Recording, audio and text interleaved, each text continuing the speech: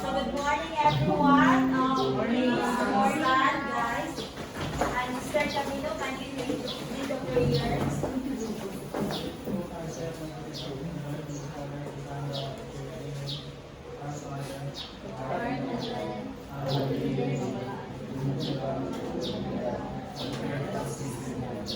Give us this day our daily bread, and forgive us as we forgive those who sin against us. Do not bring us to test, but deliver us from evil. Alright, before you sit down, can you pick up some pieces of paper under your chair? So sit down na guys. So good morning once again. So I am Teacher Kate. So how are you today? Very good.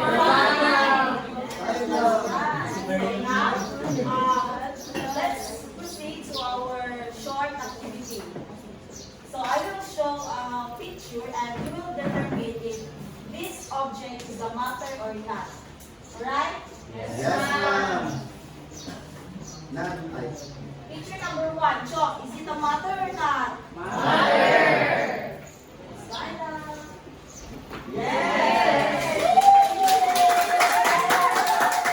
Picture number 2, water. What are you? Baliktad na lang W. Picture number 3, smoke. Water or not?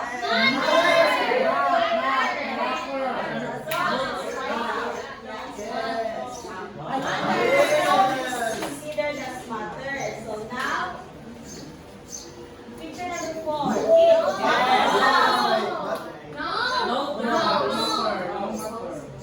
Not matter. So for the last picture, light. Water or not? Yes, no.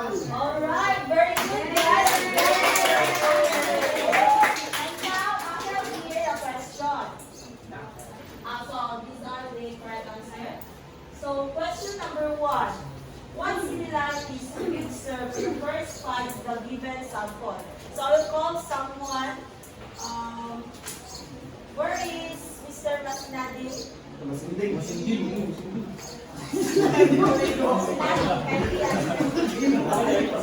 Number 1, what similarities have you observed on the first 5 on the given samples? For me, ma'am, based on my observation, they are matter because they can be measured through their mass. So thank you very much. No? So based on the picture that I presented, no, those 3 objects, the chalk, the water, and smoke, are matter because chalk can be measured through its mass, water can be measured as liter, and of course we consider smoke as matter because we can measure the smoke if it is collected in a container and covered afterwards so that it can be observed so that the mass can be observed if they occupy space and the mass can be contained. Now for the question number 2, why do heat and light not matter? Yes, Mr. Legarle?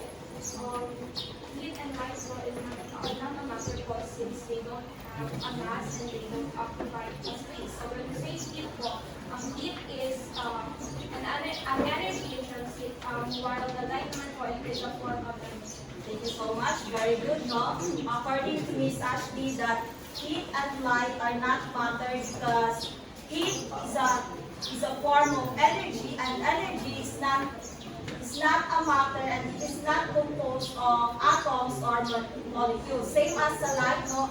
Light actually an electromagnetic radiation. So now, welcome to our new lesson for today. It's all about the particle nature of matter.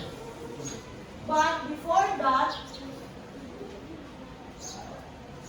I am requesting everyone to please read our learning objectives.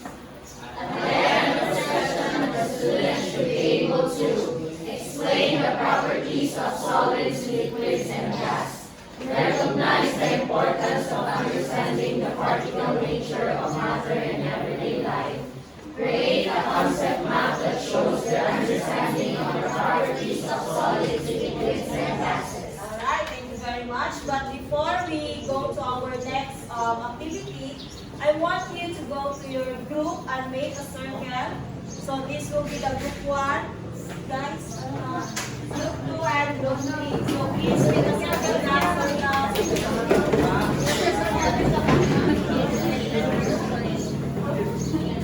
Hindi wala trabaho.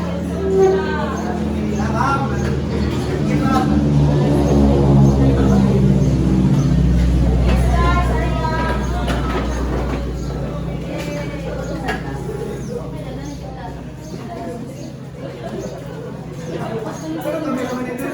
Guys, set it down now.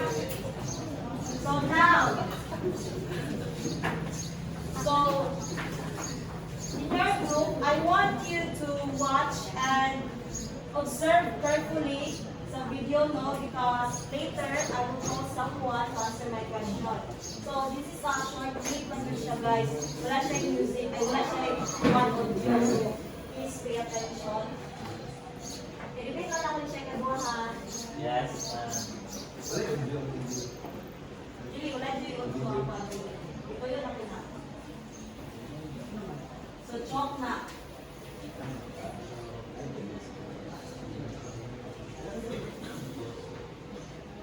Yeah, hindi po siya plunger. So what do you think? So water.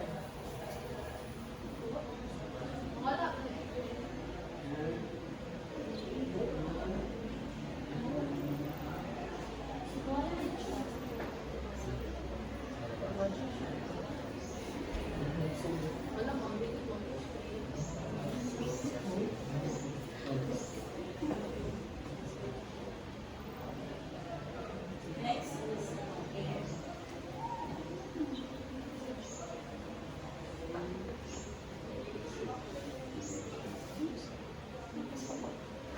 So, gusto ba mo mag-ano? Increase?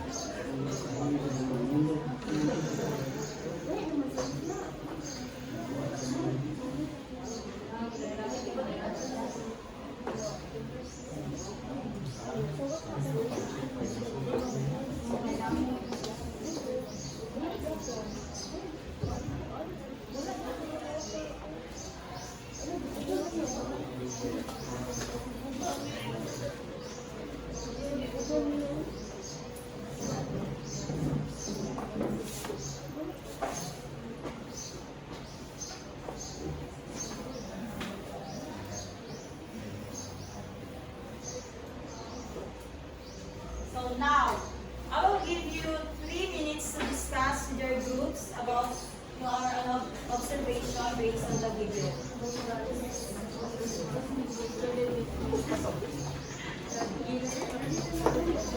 So time is up. Question number 1. Group 1. Yes, Mr. Said.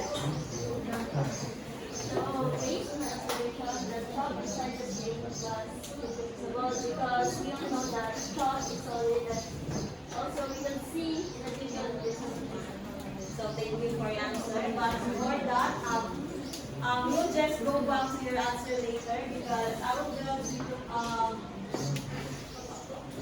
so what is matter? Matter is anything that has mass and occupies space. So everything around us are matter, right? For example, your button, your clothes, your shoes, or any objects that can be found here inside your classroom are classified as matter. So now there are two scales to measure an object: the mass and the volume. So let's define first the differences between the two. So the mass of an object is a measure of the amount of matter that the object has. So when describing the mass, we usually use the units of kilogram and gram. While volume, on the other hand, is a measure of the space occupied by that object. So we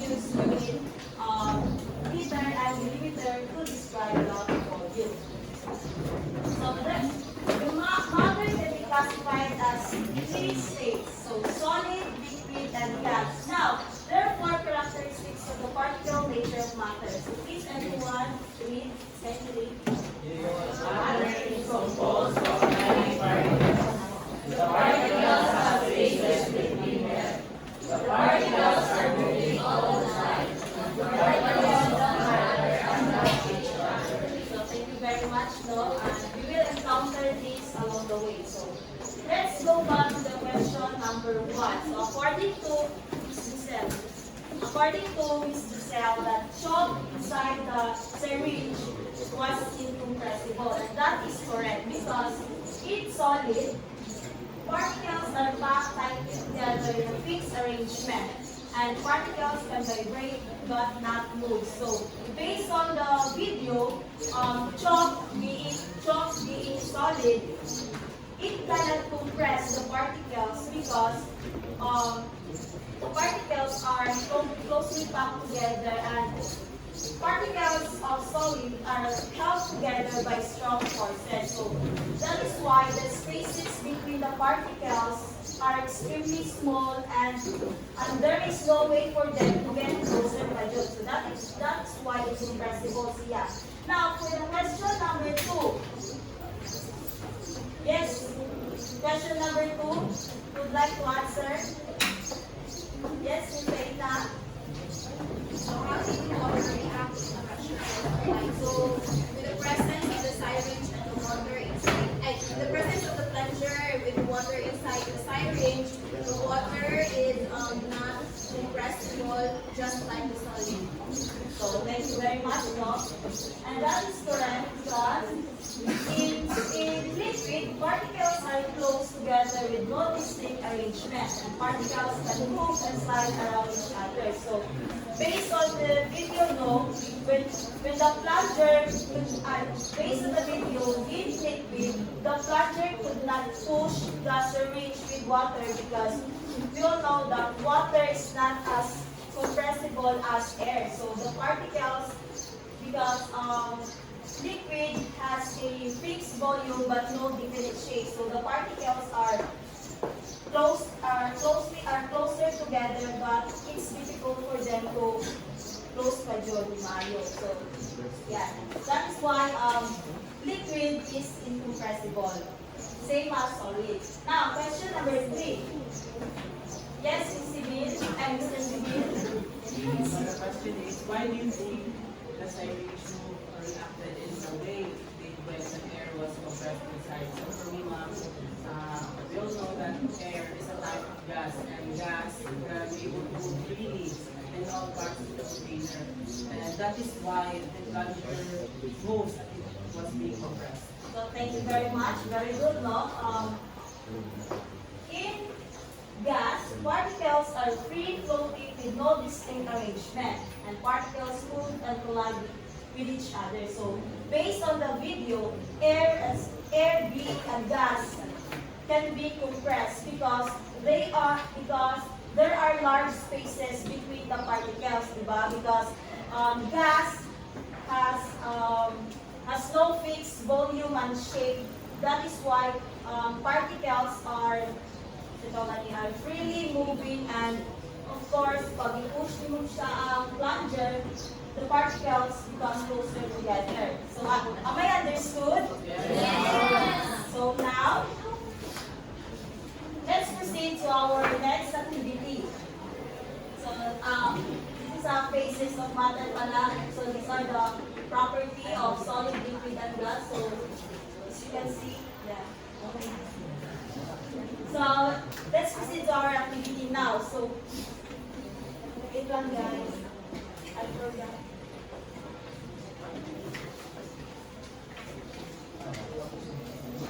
Pilipinas na. So now, for your activity,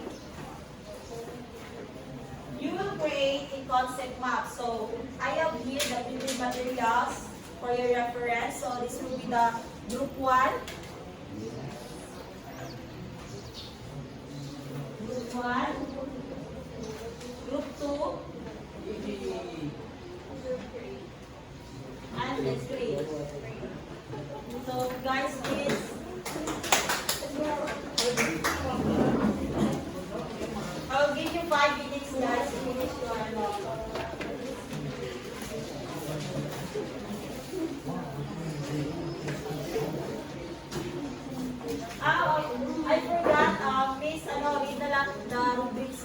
nasa baba sa printed materials.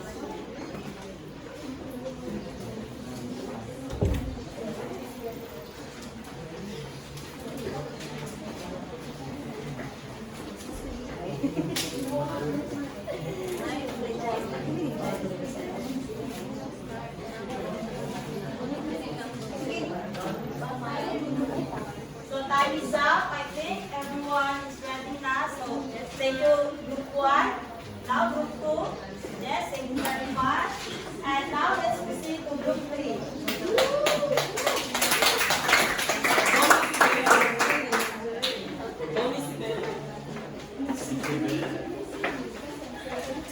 Good morning, everyone. So we have come up with this answer. So we all know that matter is anything that has mass and occupies space. So matter, even the smallest, as long as it is capable to have a mass and it occupies space, it is considered as matter. So in matter, we have solid, liquid, and gas. First is solid, definite shape and volumes. Molecules packed closely, meaning in solid, molecules are packed together. They have a visible structure and it flows with each other. Next is liquid. We have definite volume but no definite shape. So we all know that matter can have only shape if we put it in a container, in a bottle, in everything that has a shape. That is why they have no definite shape, but still have a volume. Example of this are the urine, wine, gasoline, and water. Lastly is the gas, neither definite shape nor definite volume, because we all know that gas is a free molecules. It is only have mass if it compressed to each other. So the example of these are air, helium, butane, and oxygen. That would be all. Thank you very much. So, thank you for your presentation, group 1, group 2, and group 3. And I guess you already mastered or understand our topic today. So now, I have here a question. How is identifying the properties important in our lives? Anyone? How? Yes, Ms. Layden? Tabi? Okay, so in identifying properties, it is important to make appropriate decisions. For example, when you're choosing construction materials, of course, if we have understood, if we have, we are knowledgeable about the properties or the characteristics of the matter that we are going to use, the materials that we are going to use, we can say that the foundation of the building that we are going to build is durable. So that is correct, no? So according to Ms. Laydel, that understanding the properties of matter is important for us to guide na to siya as what Ms. Lana said na if mag-build ka of houses or in the future, so we can choose durable materials para long live siya. So now, for question number 2. Why do you think it is important for us to understand the properties of matter? Question number 2. Anyone? Wala? Sige, magtawag na lang po. Yes, Miss Molenyo?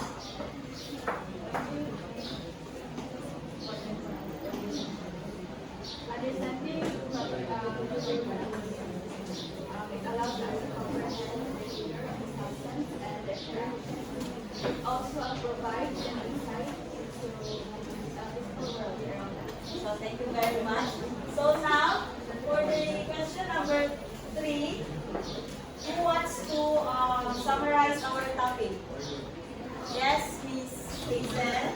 So I have learned from this lesson that there are 3 types of matter, the solid, the liquid, and the gas. And this types of matter has their own characteristics and properties that makes it unique from each other. So thank you very much, no? Excellent. So now, nakututa na, wala? Wala na, please get 1/4 sheet of paper for our short quiz. Question number 1. Which state of matter is the highest compressibility? So please pass, guys. Pass your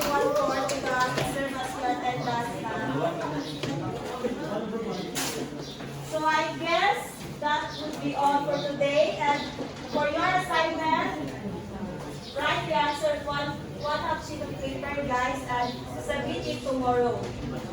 Okay, understood? Yes, ma'am.